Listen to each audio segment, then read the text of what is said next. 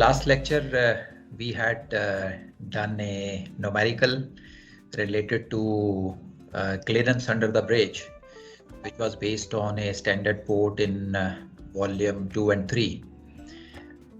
So today the plan is to proceed to secondary ports. We will move to secondary ports of ATT volume 1. So this is the, as I told you earlier also, this is the most difficult tide calculation which we have. So we will start it off today, and let's see how much headway we are able to make.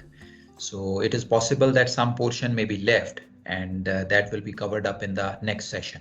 Again, as we have been doing earlier, I will show you a video presentation for calculation of tides for a secondary port in ATT volume 1. So that is European waters. So all the secondary ports in European waters, the tides can be calculated in this particular way. You see, for standard ports, we have the height of tides and times given in the daily pages.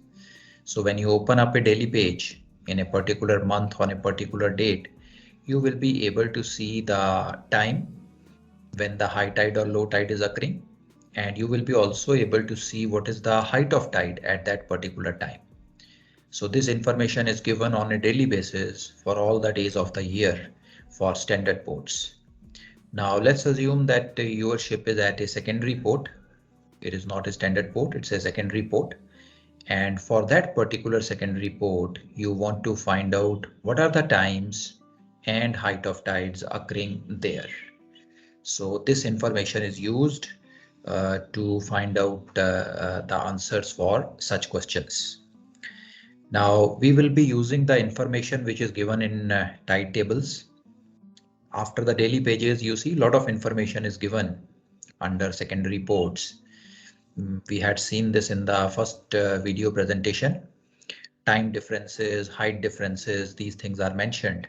So we will be using all that data from the ATT to find out the tides at the secondary port. That is what we are going to do. Go ahead, Shubham. Sir ये जो आपने बताया था पहले कि 82 volume 2 और volume 3 में हम टाइम जोन के अकॉर्डिंग चलेंगे, उसमें टाइम जोन भी लगाना होगा? No beta, time zone is only required if either GMT is given or GMT is required. अगर ऐसा कुछ नहीं है तो फिर आपको टाइम जोन नहीं लगाना है. You can straight away pick up the times. Sir अगर GMT दे रखा है तो हम लोग नहीं लगाएंगे, अगर GMT नहीं दे रखा तो हम लगाएंगे टाइम जोन? No. अगर क्वेश्चन में उन्होंने आपसे ये पूछा है find the height of tide at a particular port at 0900 GMT. अब उन्होंने आपसे लोकल टाइम नहीं पूछा ना, उन्होंने आपसे GMT पूछ लिया. अब हमें टाइम जोन अप्लाई करना पड़ेगा. यस सर, ठीक है. ओके. Yes sir. अगर उन्होंने आपसे GMT नहीं पूछा है, they have simply told you calculate the times and height of tides in this port for this day.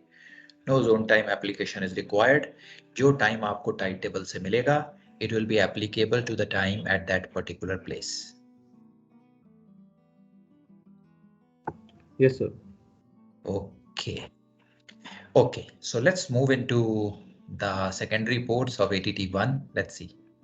Before proceeding ahead with this one,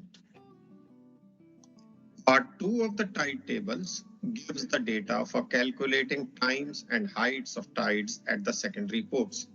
So primarily we shall learn the use of information given in part 2 of the tide tables in conjunction with the information in part 1, which we have already learned to use when we covered the calculations at the standard ports. Times of high water and low water are obtained by applying time difference tabulated in part 2 to the daily predictions for the most suitable port, referred to as the standard port. Now the standard port, in context to a secondary port in question, need not necessarily be the closest port geographically located.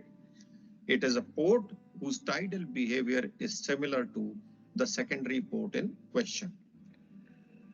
Standard port to be used is the one which appears in bold at the head of the subsection in part 2. When we discuss part 2 page, then this issue shall be highlighted as to what is meant by the head of the subsection. The other standard ports may occur within a subsection in their correct geographical sequence, but the data for these are not shown out there. What it means is, because in ports in part 2 of the tide tables are in the ascending order of the number assigned to the ports in the tide tables. So if there is a standard port whose number figures in that particular page, it will appear out there. But just because it appears at its right place does not make it a standard port, necessarily make it as a standard port for the secondary port in question. The standard port for that secondary port shall be the one which shall be at the head of the subsection. Difference in time zones and chart datum is automatically taken care of. It means that if there is any zone difference, time difference between the secondary port and the standard port, then the time difference obtained from part 2 and applied to the predictions of the standard port shall automatically take care of the time difference or the zone difference between the secondary and the standard port. Likewise, if there is any difference in the chart datum of the secondary port and the standard port, the height differences which are given will automatically account for any difference in the chart datum.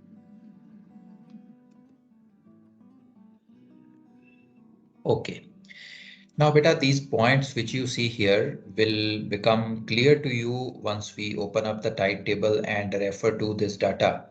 Secondary port का जो data है, जब हम इसे pickup करेंगे तो ये सारी चीजें वन बाय वन क्लियर हो जाएंगी.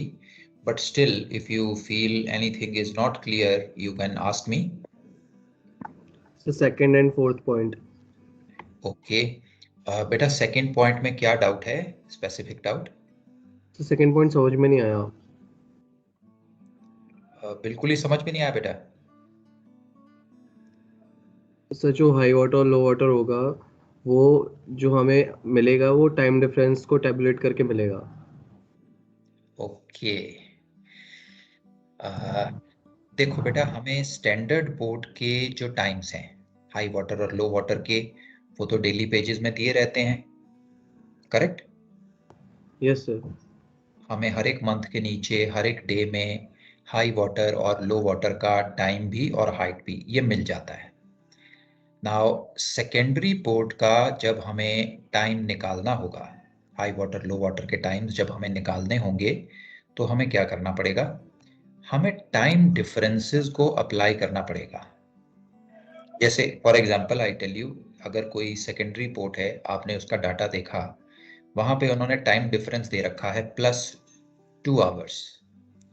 तो इसका मतलब ये है कि इसकी जो स्टैंडर्ड पोर्ट है उसके टाइम में अगर 2 घंटे ऐड कर देंगे तो हमें सेकेंडरी पोर्ट के टाइम्स मिल जाएंगे. अगर स्टैंडर्ड पोर्ट पे 9 बजे हाइट ऑफ टाइड था, तो यहाँ पे 9 + 2 1100 आवर्स पे हाई वाटर होगा. That is the meaning. अब इसको एक्चुअली कैसे करते हैं, when we go to that table I will show you. We will apply these differences. Yes sir. Okay और बेटा नंबर 4 में भी डाउट था तुम्हें? Yes sir. ओके अब बेटा ये चीज जब मैं आपको डाटा दिखाऊंगा ना सेकेंडरी पोर्ट का, तो वहां पे क्लियर हो जाएगी. जो भी हम सेकेंडरी पोर्ट की इंफॉर्मेशन निकालने वाले हैं, उसी पोर्ट के ऊपर बोल्ड लेटर्स में उसकी स्टैंडर्ड पोर्ट लिखी होती है. हमें उसी पोर्ट का डाटा यूज करके सेकेंडरी पोर्ट का आंसर निकालना होता है. ऐसा पॉसिबल है कि नॉन बोल्ड लेटर में और भी कुछ स्टैंडर्ड पोर्ट वहां पे आ जाए, उनको पिक नहीं करना है. हमें सिर्फ बोल्ड लेटर, थिक वाले लेटर में जो स्टैंडर्ड पोर्ट होगी उसी का डाटा पिक करना है. सो जब आप ये टेबल देखोगे, टेबल में सेकेंडरी पोर्ट का डाटा देखोगे, तो ये चीज क्लियर हो जाएगी. सर, बोल्ड लेटर्स में तो हमारे स्टैंडर्ड पोर्ट्स रहेंगे और जो उनके नीचे जो मतलब जो बोल्ड वाले नहीं होंगे वो हमारे सारे सेकेंडरी पोर्ट्स हैं. बेटा जो नॉन बोल्ड वाले पोर्ट्स है ना, ऐसा पॉसिबल है कि उनमें कोई और स्टैंडर्ड पोर्ट में आ जाए, जरूरी नहीं है हर बार होगा ही, पर किसी जगह पे आ भी सकता है। Okay sir. Okay, so that is the meaning of this. Okay, let's proceed ahead. We will see all these points when we go to the picking up of the data from the table.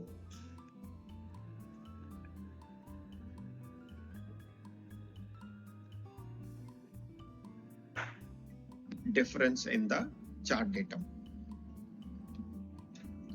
The time difference between the times of tides between secondary port and its standard port in part 2 of the tide tables are given in hours and minutes and include the variance, if any, between the time zones of secondary and the standard port, which we have just said that the time difference shall automatically account for any zone difference in the time of standard port and the secondary port. Thus, when the time difference between the secondary and standard port tides is applied to the predictions of the standard port, it shall give us the time of the high and low water at the secondary port in the standard time that is being kept at the secondary port. Likewise, the height difference in part 2 of the tide tables are given in meters, include the variance, if any, between the chart datum of the secondary port and the standard port, and thus, when applied the height at the standard port, this height difference that is applied will automatically take care of the chart datum difference and shall give the height at the secondary port with respect to the chart datum of the secondary port. Okay, just go through these points beta slowly, one by one, and let me know your doubts.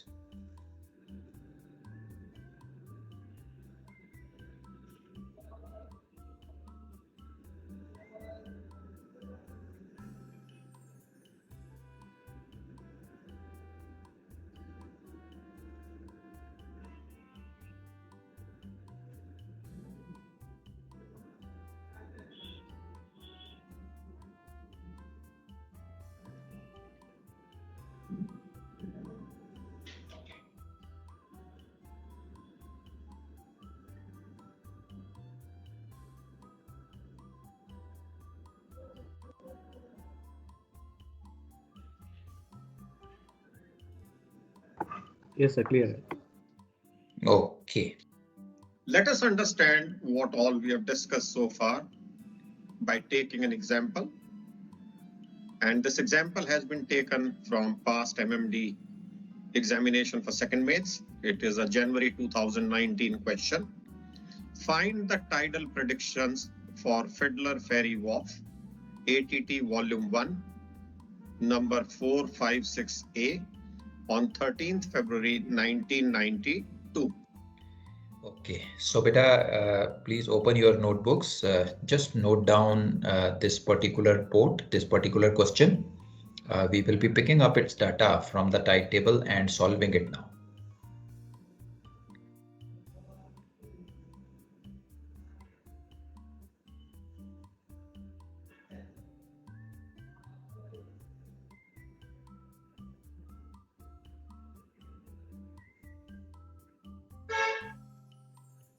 Let me know once it is done, beta.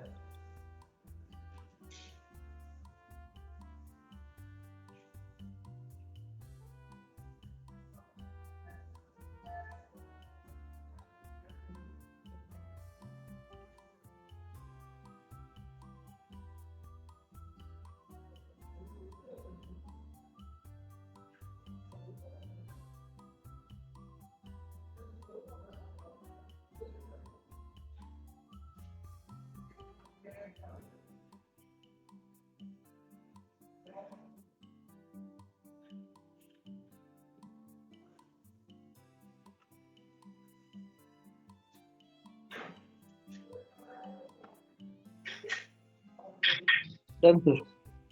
Okay, all right. You have the tide tables close by, beta? If not, please keep the tide tables close by. One we require is the tide table, another we require is the calculator and your notebook.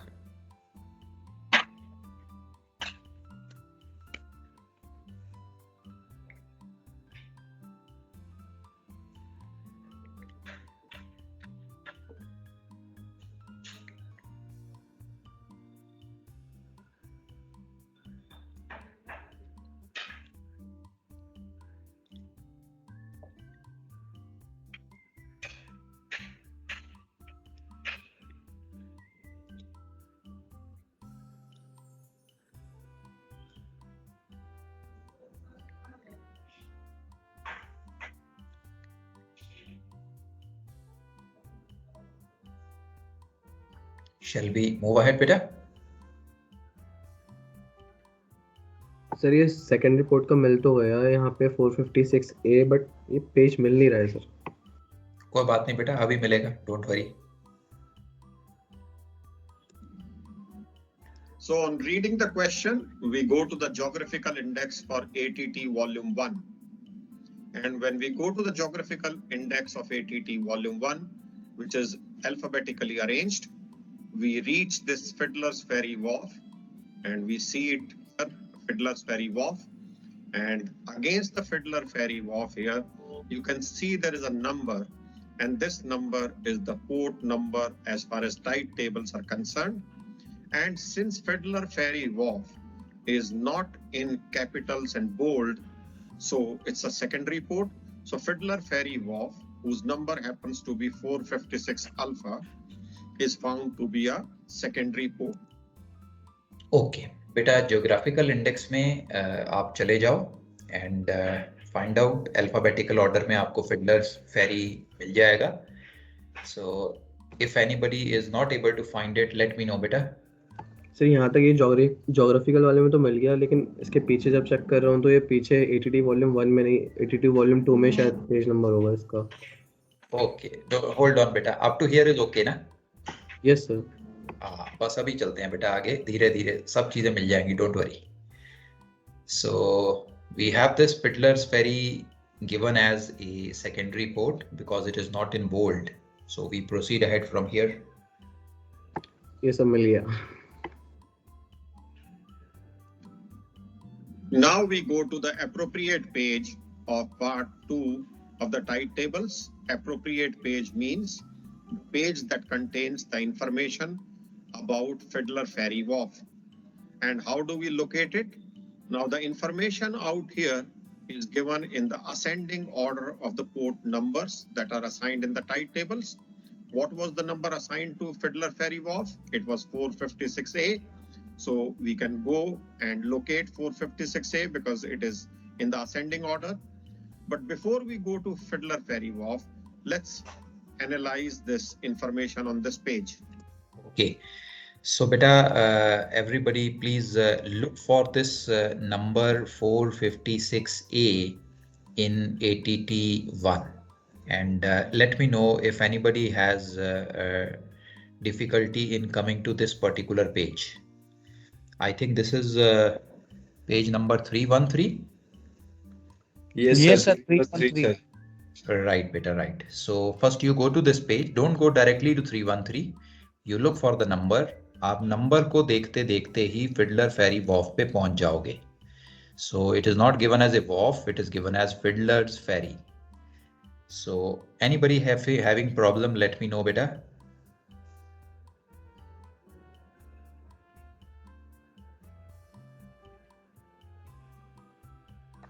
Page number 313 हमने कैसे decide किया sir? Okay बेटा, हम 313 पे नहीं गए, हमने तो नंबर को पकड़ लिया. 456A नंबर पे हमें जाना है. अब आप ATT में जहां पे सेकेंडरी पोर्ट का डाटा दिया गया है, ओके, पार्ट 2 में दिया गया है इसका डाटा, उस डाटा में चले गए और ये नंबर शुरू से शुरू हो रहे हैं बेटा. एक्चुअल पूरा टेबल लेंगे तो नंबर 1 से शुरू होंगे. ये हम नंबर को देखते चले गए और 456A पे जाके रुक गए. यस सर, अंडरस्टूड, मिल गया सर. वेरी गुड बेटा. सो यहाँ से आगे चलें बेटा. Yes, sir. Very good. Let's proceed ahead. This page has two types of information. One is this information, which is now bound by the red box out here. This is basically the information that provides us the time and height difference data between the secondary port and the standard port. Then we have some information at the bottom of part of this page, and this is what we call as the seasonal variance or seasonal correction. Now, in this page, we locate Fiddler Ferry Wharf. It is here that the Fiddler Ferry Wharf is here in the ascending order of the port numbers. Now, we go to the top of the subsection. Now, this is where I would like to draw your attention. When we go to the top, start going upwards from here, we reach this where we find Liverpool listed here. Liverpool is listed here because Liverpool's, the port number as per tide tables is concerned, as per the ascending order, the Liverpool figures here, but the information about Liverpool is not captured here. So just because Liverpool is the first standard port which I hit when I started moving upwards from Fiddler Ferry Wharf, does not make, I repeat, does not make Liverpool its standard port. I go to the top of the subsection, and what I find again at the top of the subsection is Liverpool with all the data captured out here. Now, Liverpool, because it is at the top or head of the subsection where Fiddler Ferry Wharf figures, it is because of this Liverpool becomes the standard port for Fiddler Ferry Wharf, and it does not become a standard port because it figured somewhere here also. So please be very, very clear about it. So बेटा ये जो page है इसमें सबसे पहले तो जो ये रेड कलर का डाटा बॉक्स में आपको दिखाई दे रहा है, ये डाटा है टाइम एंड हाइट डिफरेंसेस. अब इसका मतलब क्या है? देखो, जब हम किसी भी पोर्ट के टाइड्स कैलकुलेट करते हैं तो हमें दो ही चीज़ें निकालनी होती हैं. एक हमें निकालना होता है हाई वाटर लो वाटर के टाइम्स. किस टाइम पे हाई वाटर होगा, किस टाइम पे लो वाटर होगा, ये निकालना होता है. और दूसरी चीज़ हमें निकालनी होती है what will be the height of tide at high water, what will be the height of tide at low water. यही दोनों चीज़ें हमें टाइड टेबल्स में दी होती हैं. इन्हीं को हम कैलकुलेट करते हैं सेकेंडरी पोर्ट के लिए. वन टाइम, दूसरा height. Okay, up to here clear? Yes sir. Very good. Yes sir. अब हमें बेटा सेकेंडरी पोर्ट के टाइम और हाइट निकालने हैं. हमारे पास अवेलेबल क्या है? हमारे पास स्टैंडर्ड पोर्ट के टाइम और हाइट अवेलेबल है.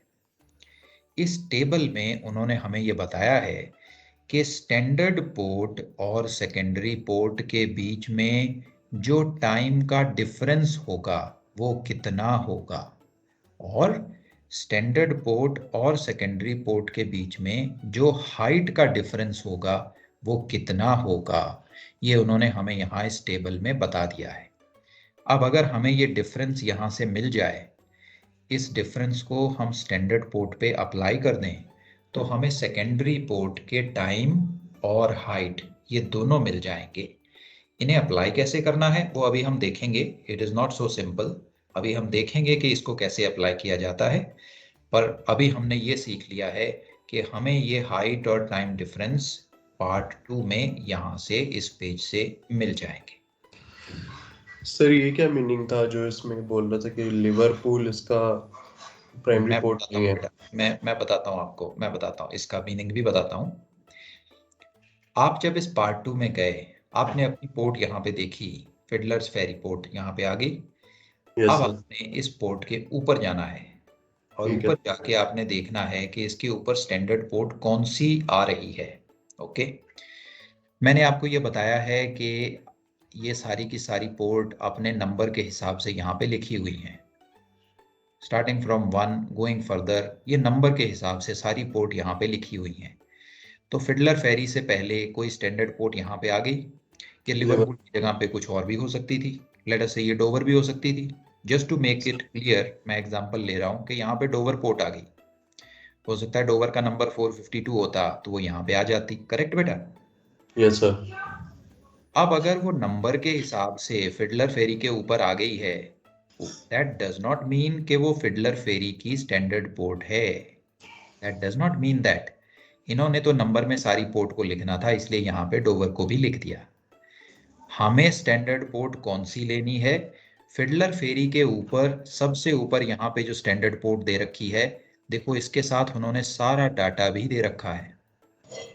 उन्होंने यहाँ पे आपको हाई वाटर टाइम दे रखे हैं 00 एंड 1200, 6 एंड 1800। फिर यहाँ पे लो वाटर के भी टाइम दे रखे हैं 0200 टू 1400, 0700 एंड 1900। फिर उसके बाद यहाँ उन्होंने कुछ हाइट्स भी आपको दे रखी हैं 9.3, 7.4, 2.9, 0.9, राइट?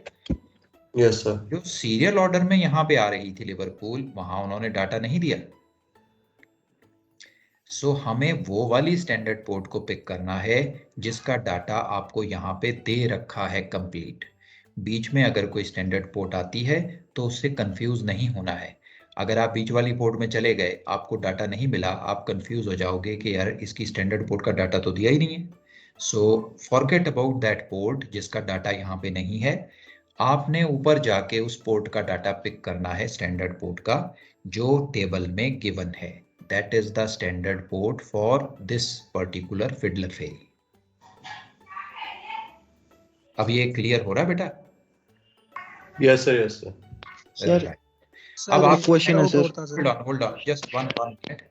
अब आपके माइंड में ये आ सकता है कि सर अगर उन्होंने लिवरपूल यहाँ ऊपर लिख दिया तो उसे यहाँ बीच में लिखने की क्या जरूरत थी? बीच में ना लिखते। बीच में लिखने से तो कंफ्यूजन हो रहा है। बेटा बीच में इसलिए लिखा गया है क्योंकि उन्होंने ये जो नंबर की सीक्वेंस है इसे तोड़ा नहीं है। अगर वो यहाँ लिवरपूल नहीं लिखते तो 452 खाली रह जाता और आपको पता नहीं चलता कि 452 नंबर कहाँ गया। अब जब आप देखोगे आपको पता चलेगा 452 लिवरपूल है और ये स्टैंडर्ड पोर्ट है और हमें इसका डाटा सीधा डेली पेजेस से मिल जाएगा। बट सर ऊपर जो सर लिवरपूल लिखा हुआ वहां पे भी सर 452 मेंशन है।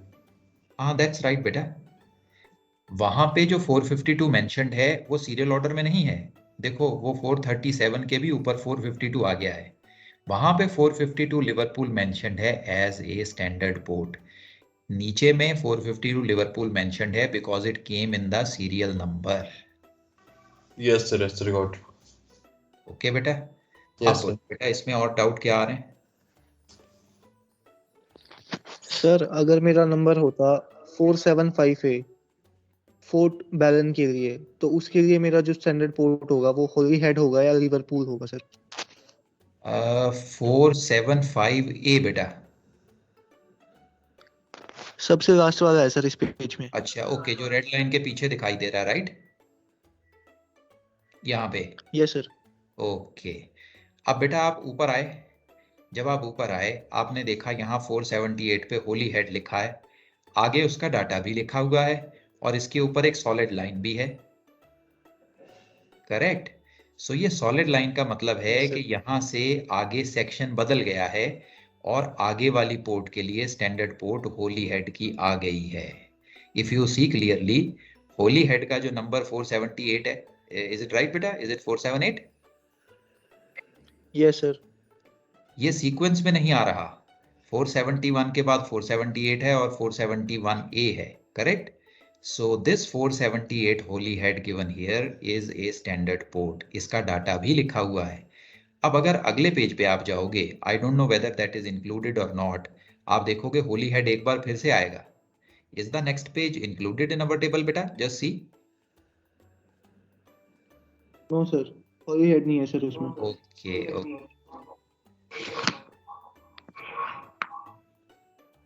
So अगर वो दूसरा पेज भी होता तो इट इज पॉसिबल कि 478 पे होली हेड दोबारा भी हमें वहां पे दे देते, वहां पे हमें ये डाटा नहीं मिलता।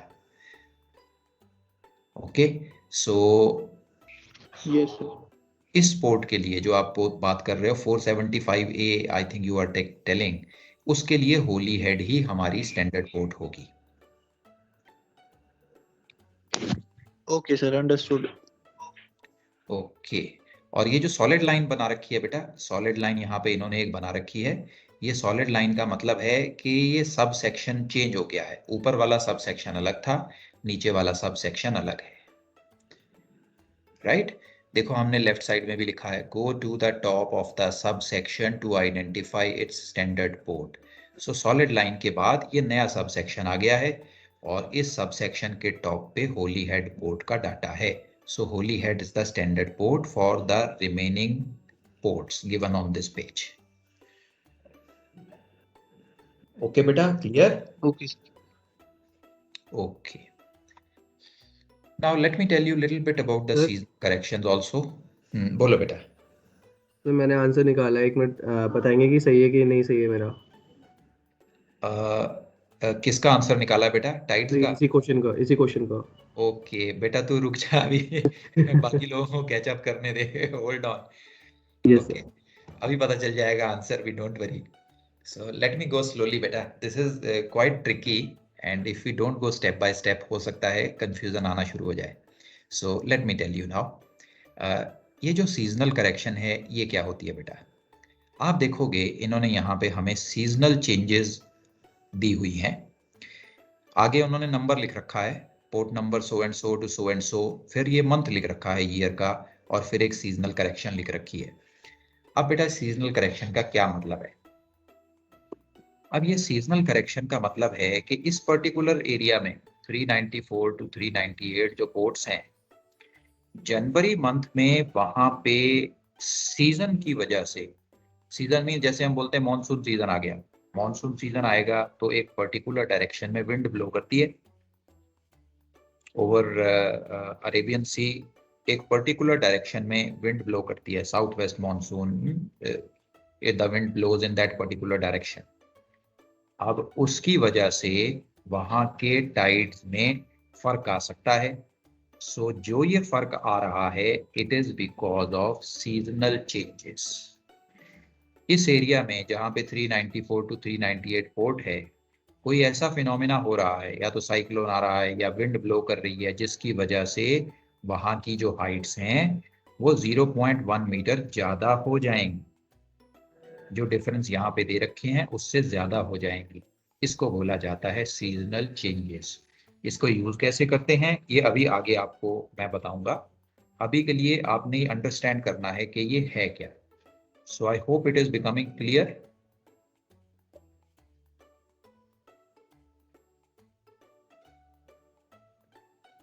Sir yes sir. बोलो बेटा। Yes, sir. सर इसमें हमें बेसिकली करना ही है ना कि हमें स्टैंडर्ड पोर्ट की हाइट ऑफ टाइड पे सेकेंडरी पोर्ट की करेक्शन दी हुई है, तो सर हमें स्टैंडर्ड पोर्ट की height of tide for that particular day पे सेकेंडरी करेक्शन निकालनी है। दैट्स राइट बेटा, उसी का मेथड सर अभी आप एक्सप्लेन करेंगे। दैट्स राइट बेटा, दैट्स राइट। हम लोग करेक्शन निकालेंगे टाइम के लिए भी और हाइट के लिए भी, उसे अप्लाई करेंगे, हमारे पास सेकेंडरी पोर्ट की डिटेल्स आ जाएंगी। Okay sir. Okay okay, let's proceed ahead बेटा। अब आगे देखते हैं, हमें इस पेज के बारे में काफी कुछ पता चल गया है। Let's go ahead. What do we mean by the head of the subsection? In this very page, we have these few ports out here, few secondary ports here, and for them, the head of the subsection is here. And for these secondary ports, the standard port happens to be holy head. So I hope this issue about top of the subsection is clear. For these ports out here, the top of the subsection is this one. So Liverpool is the standard port for all these secondary ports here. And for these secondary ports, it's Holyhead, which shall be the standard port. And you can see the data, full data of Holyhead also being captured here. Liverpool, what is the number of Liverpool? It is given here. It's 452. So Liverpool, number 452, is the standard port for Fiddler Ferry Wharf. Now we identify on this page the data that we shall be using going forward. Of course, this data about what is captured against Liverpool would be used. Second would be the difference in time and heights for Fiddler Ferry Wharf. So this shall be the second part used. And the third thing that will be used from here would be the seasonal variance. I hope whatever time we have spent on this page puts all your doubts to rest. First, we locate the secondary port. Then we identify its standard port. Then we identify these three pieces of data which we shall be using going forward. Okay अब बेटा इसी page से हमने जो चीजें pickup करनी हैं, आप जो ग्रीन टिक मार्क देख रहे हो, ये सारी चीजें हम अपनी कैलकुलेशन में यूज करने वाले हैं। सबसे ऊपर वाले बॉक्स में लिवरपूल का डाटा हमें दिखाई दे रहा है। उन्होंने हमें टाइम दे रखे हैं हाई वाटर के, लो वाटर के, फिर उन्होंने हमें हाइट्स दे रखी हैं MHWS, MHWN, MLWN, MLWS, इनको हम यूज करेंगे। फिर अगर आप फिडलर फेरी के आगे देखोगे तो उन्होंने हमें टाइम डिफरेंस दिया हुआ है, हाई वाटर और लो वाटर के नीचे टाइम डिफरेंस दे रखा है, और उन्होंने हमें आगे हाइट डिफरेंस भी दे रखे हैं, इनको भी हम यूज करेंगे। और तीसरा डाटा जो यूज होगा वो होंगी seasonal changes. So you will be able to pick up this data from this particular page. Let's move ahead now. So the information that we just identified for further use is captured out here again. We have zoomed in so that we have the clarity of the data.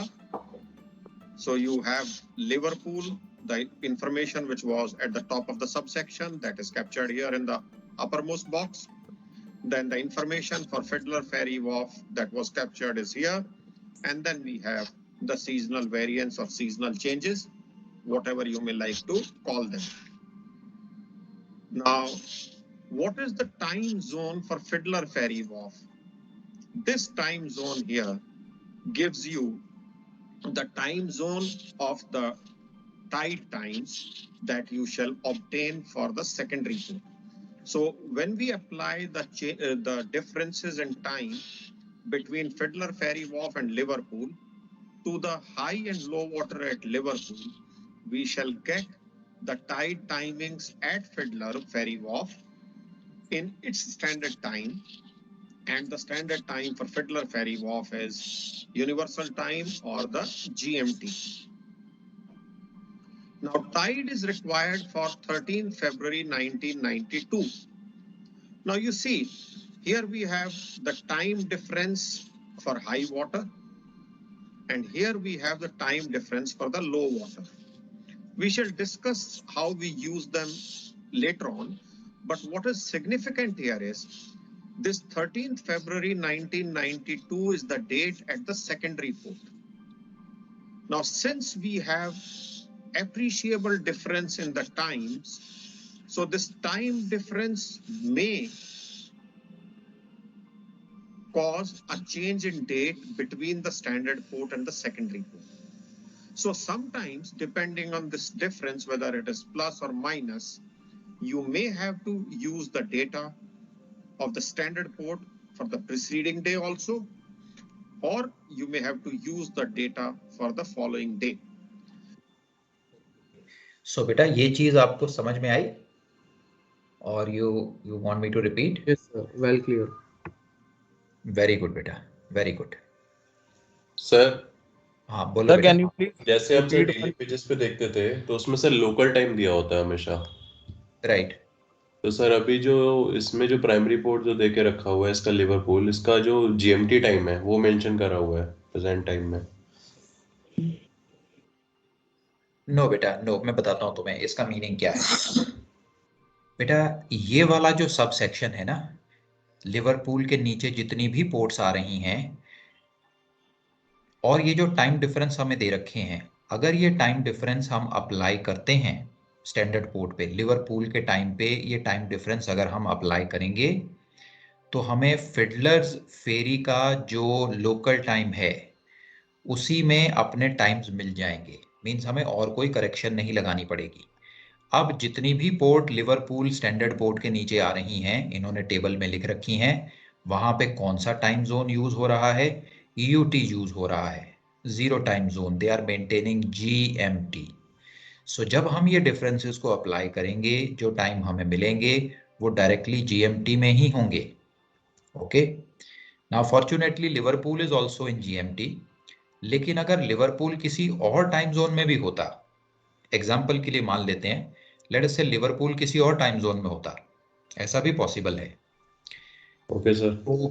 तो भी अगर हम ये differences को apply करते तो directly हमें फिडलर्स फेरी की लोकेशन का टाइम मिल जाता, हमें और कोई करेक्शन लगाने की जरूरत नहीं तो पड़ती।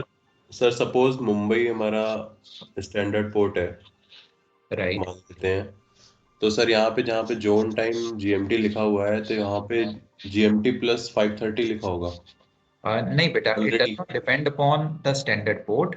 ये जो यूटी जीएमटी लिख रखा है, this applies to all the secondary ports coming under the standard port. ये जो जोन इन्होंने यहाँ पे मेंशन कर रखा है, ये सारी की सारी सेकेंडरी पोर्ट्स को अप्लाई करता है, सारी की सारी सेकेंडरी पोर्ट ये टाइम मेंटेन करेगी। जीएमटी। दैट्स राइट बेटा, जीएमटी। ओके। ओके, नहीं सर, मुझे ये कंफ्यूजन हो रहा है, जैसे जो ये प्राइमरी पोर्ट में जो टाइमिंग देके रखी हुई है, राइट और ऊपर इन्होंने लिखा हुआ है जीएमटी, राइट। तो ये टाइमिंग जीएमटी पे है सारा? नो बेटा, नो नो नो नो, आप इसको ना बड़ी आसान तरीके से समझो, मैं अभी इसको बहुत सिंपल करके आपको बता रहा हूं। जब आप ये टाइम डिफरेंसेस अप्लाई करोगे स्टैंडर्ड पोर्ट के ऊपर, कैसे करेंगे वो अभी हम देखेंगे थोड़ी देर बाद, ठीक है। लेकिन जैसे ही आपने ये टाइम डिफरेंस अप्लाई किए तो जो आंसर आपको मिलेगा that will be the time maintained at the secondary port. Fiddler Ferry पे जो भी टाइम मेंटेन हो रहा है, ये टाइम डिफरेंस आपको अप्लाई करने के बाद वही टाइम बताएंगे, ठीक है सर। आपको उसमें और कोई भी करेक्शन लगाने की जरूरत नहीं है। ठीक है सर। मैं एग्जांपल देता हूं आपको, मान लो फॉर द अंडरस्टैंडिंग पर्पस कि इसकी स्टैंडर्ड पोर्ट मुंबई होती, मुंबई। यस।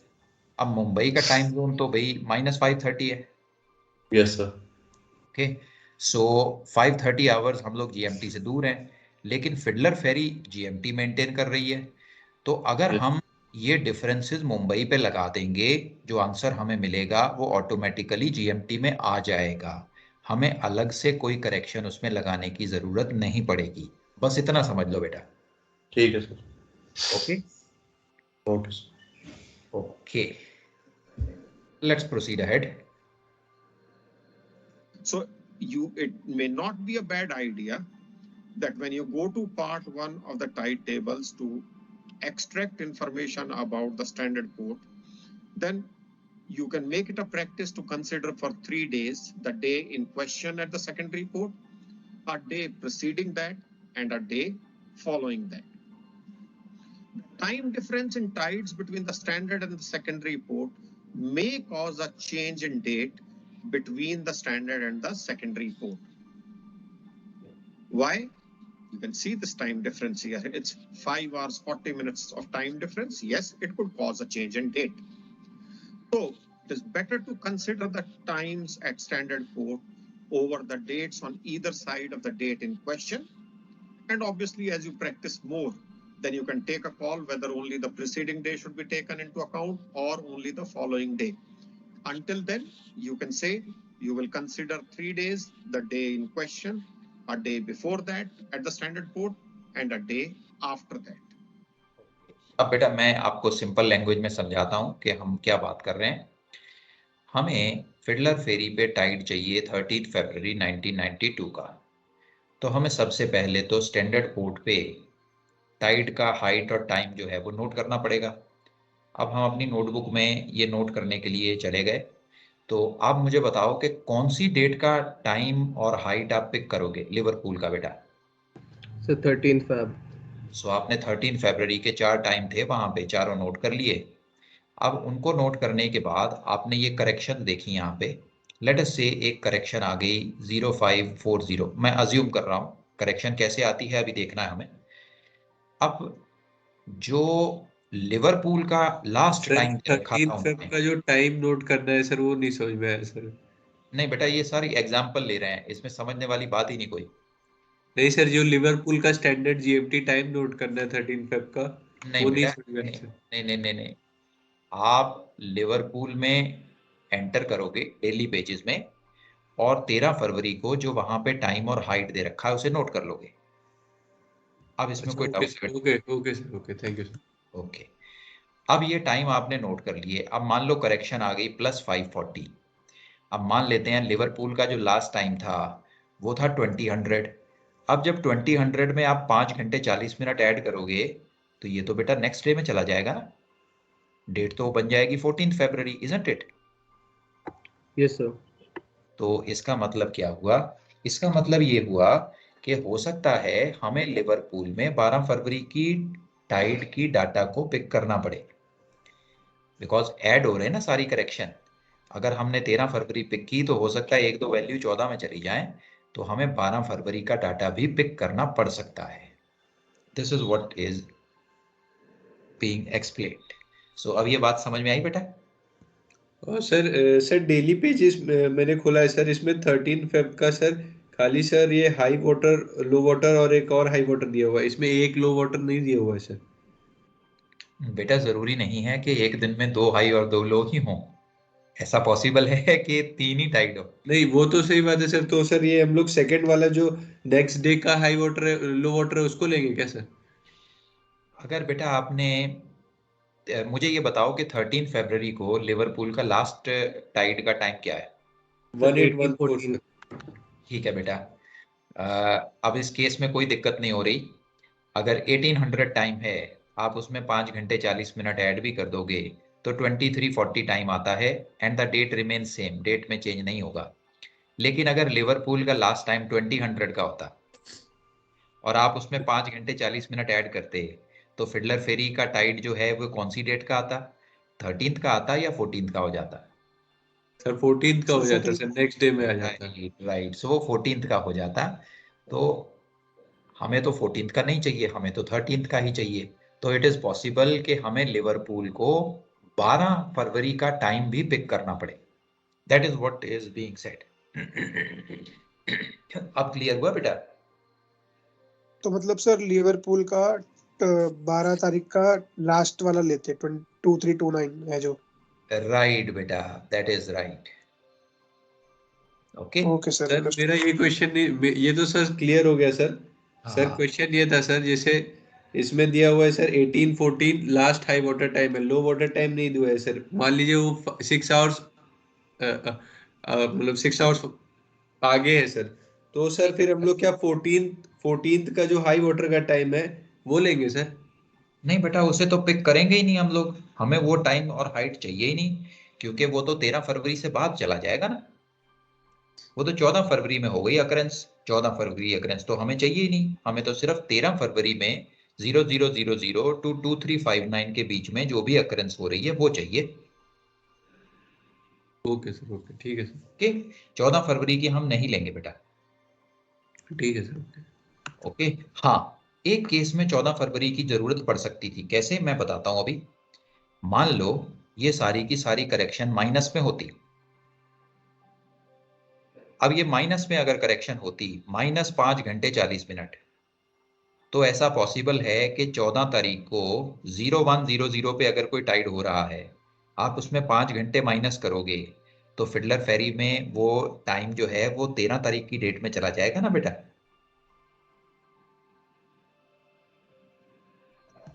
Yes sir. सो ऐसे केस में हम लोग 14 का टाइम हो सकता है हमें लेना पड़ता, अगर ये नेगेटिव में होती करेक्शन तो।